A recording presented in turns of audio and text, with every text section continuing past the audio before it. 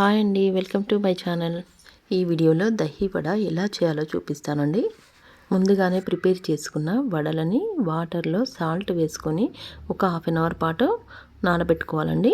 ఆ తర్వాత వేరొక బౌల్లోకి కొద్దిగా కర్డ్ని, అలాగే కొద్దిగా చాట్ మసాలా పౌడర్ని, పెప్పర్ పౌడర్ని, కొంచెం సాల్ట్ని వేసుకొని బాగా కలుపుకోవాలి. ఆ తర్వాత ముందుగానే నానబెట్టుకున్న వడల్ని కూడా వేసుకొని బాగా మిక్స్ చేసుకోవాలి.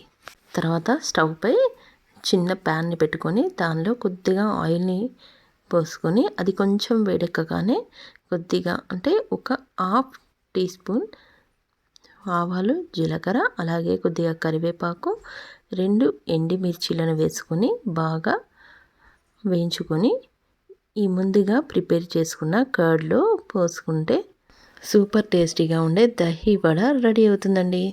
మనం తినేటప్పుడు కొద్దిగా చాట్ మసాలా పౌడర్ని వేసుకుంటే చాలా టేస్టీగా ఉంటుందండి. ఎంతో ఈజీగా ఇలా మనం ఇంట్లోనే దహి వడని చేసుకోవచ్చండి. పిల్లలు ఇంటికి రాగానే ఇలా చేసి ఇచ్చారనుకోండి, చాలా ఇష్టంగా తింటారు. Thank you for watching.